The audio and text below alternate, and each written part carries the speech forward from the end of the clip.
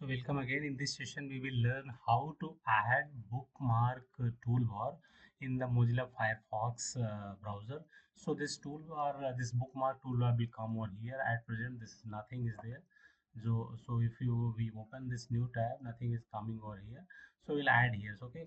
So just click right button, click and go to customize toolbar, and you just see here there is a bookmark menu, and just drag and drop over here.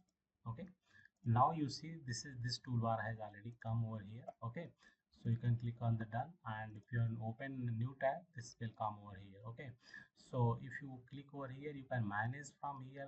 Means bookbar, you can bookmark, you can manage from here. So everything you can manage from here. Okay, this is the way to bring this toolbar over here. And there is a menu bar also. If you click over here the menu bar, then you will see that bookmark is available already there.